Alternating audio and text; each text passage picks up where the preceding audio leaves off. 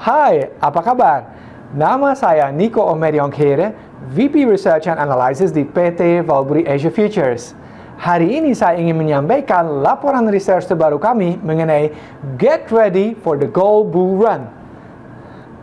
Oke, meskipun masih banyak investor dan trader bersikap bearish, seperti Anda bisa melihat di sini, atau pesimis terhadap emas, saya berpendapat bahwa kita justru harus bersiap untuk aksinya banteng. Nah, kalau kita membicarakan banteng, itu tentunya menunjukkan bull market atau tren yang naik ya.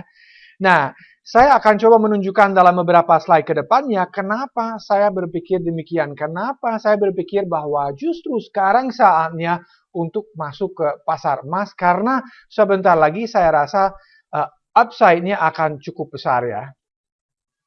Nah, kalau kita melihat sampai dengan hari ini, kita melihat bahwa ternyata gold masih outperform aset-aset yang lain ya. Dan ternyata kinerjanya sampai dengan hari ini itu paling bagus ya. Di mana gold itu jauh mengungguli kinerja aset-aset yang seperti misalnya bursa saham, obligasi pemerintah, dan juga saham-saham perbankannya. Nah, apakah ini akan berlanjut ke depannya atau tidak? Mari kita melihat dalam beberapa slide ke depannya di mana saya akan membahas baik secara fundamental maupun juga teknikal ya. Nah, pertama kita melihat secara fundamental demand-nya seperti apa. Nah, kalau kita melihat demand-nya tentunya kita harus membicarakan China karena China adalah negara di mana permintaan akan emas paling besar ya. Nah, sampai dengan bulan yang lalu yaitu April mereka telah membeli 727 ton untuk 2017. Jadi kalau kita misalnya setahun kan, kita melihat bahwa mereka akan membeli lebih dari 2.000 ton. Kita melihat juga bahwa supply-nya hanya sekitar 3.200 ton per tahun, berarti mereka beli sekitar 60% dari produksi emas dalam setahun. Luar biasa, itu hanya satu negara aja membeli lebih dari 50% dari produksi secara global ya. Belum lagi yang lain-lainnya. Nah, tidak hanya Cina tentunya membeli banyak sekali emas, kita tahu juga bahwa India juga merupakan pembeli yang sangat-sangat besar ya. Nah, kalau di China selama kuartal pertama tahun ini, permintaan untuk batang maupun koin itu naik 30%. Sementara di India, jewelry atau permintaan akan perhiasan itu naik 16%. So, baik di China maupun di India permintaannya naik cukup banyak ya. Kalau di China cenderung mereka investasi di batang dan koin, sementara di India kita tahu mereka menganggap perhiasan itu sebagai investasi jangka panjang ya, karena mereka memang tidak membeli untuk diperdagangkan tapi hanya untuk disimpan aja sebagai kekayaan mereka ya. So, kita melihat permintaan kuartal pertama cukup kuat ya, dan ini tentunya menopang kenaikan harga emas selama kuartal tersebut.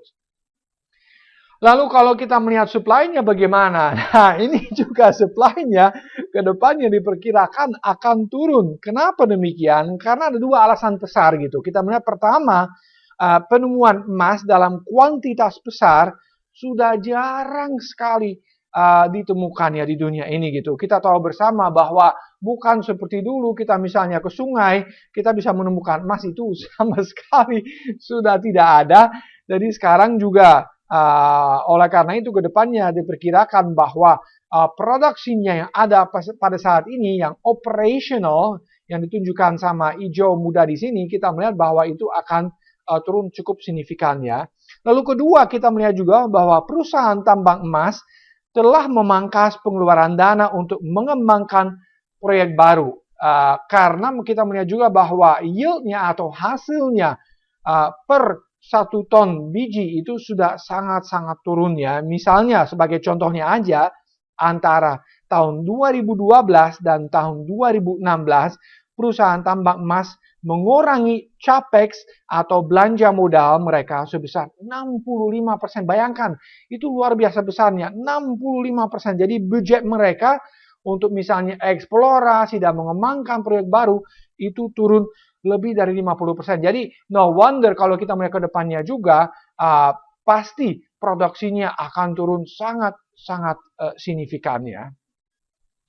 Lalu kita melihat juga bahwa faktor ini merupakan faktor yang sangat besar, yaitu ketidakpastian yang ada di dunia ini, baik itu secara ekonomi, politik, dan geopolitik, dan yang lain-lain juga tentunya tidak pernah setinggi ini yang ditunjukkan oleh garis merah ya. Nah, kalau kita melihat ada sesuatu yang aneh terjadi belakangan ini, di mana sebelumnya kita melihat bahwa harga emas itu akan mengikuti dengan seksama ketidakpastian yang meningkat di dunia ini. Tetapi belakangan ini, apalagi setelah Donald Trump terpilih, itu kebijakan mengenai ekonomi, politik, dan geopolitik itu juga meningkat secara signifikan, tetapi harga emas masih berada di bawah, boleh dikatakannya gitu. Nah, kalau kita melihat sebelumnya, harga emas itu memang mencapai puncaknya, ketika ketidakpastian pun mencapai puncaknya. Ini juga berhubungan dengan krisis yang terjadi di Eropa pada saat itu sekitar 2011-2012. Nah, kalau kita melihat seharusnya harga emas itu kalau misalnya kembali meningkat dan menyamai ketidakpastian di dunia ini, harusnya sudah berada di atas 2000 ya. So, ini juga faktor ini saya masih melihat sebagai faktor pendukung untuk harga emas ke depannya, karena ketidakpastian saya rasa tidak akan makin berkurang, tetapi makin meningkat ya. Apalagi dengan berbagai negara yang bersikap makin nasionalis dan juga proteksionis. Kalau kita membicarakan perdagangan, saya rasa bahwa gold itu masih akan tertopang atau terdukung oleh faktor yang satu ini ya. Nah, lalu kalau kita melihat teknikal, ini chart yang sangat-sangat bagus dan sangat penting untuk presentasi ini, di mana kita akan melihat Elliott Wave Structure-nya. Ya, Elliott Wave Structure-nya dengan jelas terpampang di grafik ini, di mana kita melihat bahwa wave satu besar telah diselesaikan dan berlangsung dari 1045 yang merupakan low-nya dari uptrend ini yang tercapai di sekitar Desember 2015, dan dia naik sampai sekitar 1375. So again, ini wave satu besar naik ya. Dan tentunya setelah wave satu besar naik, kita akan turun dalam wave dua besar turun, berlangsung sampai 1122 sekitarnya. So, setelah wave 2 besar selesai, kita akan menuju ke wave 3 besar. Dan wave 3 besar, kita tahu bersama, adalah wave yang sangat-sangat besar ya, dan akan jauh di atas 1375 sekitar ya sebelumnya gitu. So, sekarang di dalam wave 3 besar ini, kita baru saja menyelesaikan subwave 1 atau wave kecil 1 naiknya yang berlangsung dari 1122 sampai 1295, lalu turun sekitar 50% dari wave pertama di sini ke 1213, dan kemungkinan, belum tentu, belum pasti, tapi kemungkinan saya pikir ini merupakan wave 2 kecilnya. Bisa juga bahwa ini merupakan wave A, B, dan nanti kita akan turun sekali lagi dalam wave C untuk mengakhiri wave 2 kecil. Tetapi bisa juga bahwa ini telah selesai wave 2 kecil. Kenapa? Karena telah meretrace atau mengembalikan sekitar 50% dari kenaikan sebelumnya di sini gitu. So, we will see. Kalau misalnya 1295 ini pecah, ya baru kita boleh memastikan bahwa wave 2 kecil telah selesai dan kita akan masuk ke wave 3 besar yang akan cukup lumayan besar ya ke depan, saya pikir gitu. Nah, perhatikan juga bahwa ada dua pola yang sangat-sangat menarik di monthly chart-nya. Pertama, kita di sini punya falling wedge namanya, dan falling wedge itu biasanya implikasinya positif atau bullish ke depannya. Kenapa demikian? Karena kalau resistance dari falling wedge ini pecah ke depannya, berarti kita akan memasuki ke uptrend baru. Dari downtrend yang berlangsung dari 2011 sampai 2015, kita akan berubah menjadi uptrend ya. So, perhatikan reaction high sebelumnya di 1295 ini sangat-sangat penting sekali lagi, karena ini akan menunjukkan bahwa kita masuk ke wave 3 kecil dari wave 3 besar, dan juga kita akan telah memecahkan resistance dari downtrend line ini ya. So, ini juga akan mengakselerasi kenaikan dari harga emas ini ya. Kedua, kita melihat juga bahwa ada kotak biru di sini, dan kotak biru di sini penting sekali juga, karena di dalam kotak biru di sini kita bisa melihat inverted head and shoulders atau head and shoulders yang terbalik ya, di mana ini merupakan bahu kiri, ini merupakan kepala, dan ini adalah bahu kanannya. Nah, ini adalah neckline-nya di sekitar 1400 dan saya merasa ini juga akan merupakan sangat-sangat penting levelnya, karena kalau misalnya neckline ini pecah, targetnya dari pola ini adalah sekitar 1700-an ya. So, again, perhatikan level pertama yang sangat penting di 1295 yang akan merupakan konfirmasi bahwa kita telah masuk ke wave 3 kecil dari wave 3 besar, dan juga bahwa kita akan masuk ke uptrend barunya untuk emas, dan juga 1400 yang akan merupakan resistance yang cukup kuat kalau 1295 pecah nanti ya. Dan jika 1400 pecah ke atasnya, well ini kita akan masuk ke akselerasi yang luar biasa dari uptrendnya untuk harga emas ya. So again, dua level ini sangat-sangat luar biasa penting ya. Perhatikan juga quote report yang saya sudah sering bahas. Kalau saya misalnya membahas gold sebelumnya, di mana kita melihat commercials atau the big banks adalah kategori yang sangat-sangat penting karena mereka selalu benar dalam jangka menengah dan juga jangka panjangnya. Nah, ketika misalnya mereka menaikkan posisi long atau posisi beli dan menurunkan pada saat yang sama posisi short atau posisi jual, itu menunjukkan bahwa mereka mulai bersikap makin bullish terhadap pergerakan harga emas ya. So again, commercials itu menunjukkan bahwa kita memang berada di posisi yang benar kalau kita mengikuti mereka dan kita juga mulai establish posisi long atau posisi beli ya. Nah, ini juga chart yang sangat penting dan saya mungkin pernah sebelumnya menunjukkan karena saya pikir ada kemiripan dengan apa yang terjadi sekarang ya. Ini merupakan bull market sebelumnya di tahun 1970-an dan bull market ini luar biasa tingginya bergeraknya gitu, dan saya pikir ini mirip sekali. Kita tinggal kalikan 10 aja harganya dan kita akan melihat bahwa hampir mirip sekali, di mana gold itu dulu di tahun 1971 mencapai titik terendahnya di 35 dolar per ounce dan naik sampai hampir 200 dolar per ounce pada tahun 1974. So, kita boleh mengatakan pada waktu itu naik 5,6 kali dalam 4 tahun. Nah, kita melihat dari tahun 2002 sampai 2011 masih itu naik dari sekitar 250 dolar per ounce sampai 1923 dolar per ounce, dan itu hampir sama, boleh dikatakannya 5-6 kali naiknya. Lalu setelah itu ada koreksi yang lumayan besar, hampir 50% dari sekitar 200 dolar per troy ounce sampai 100 dolar per troy ounce, dan itu mirip dengan apa yang terjadi dari tahun 2011 sampai tahun 2015, di mana harga emas turun dari 1923 sampai 1045 seperti tadi kita melihat di daily chart ya. So again, ini sekali lagi sangat mirip di mana harga emas turun hampir 50%.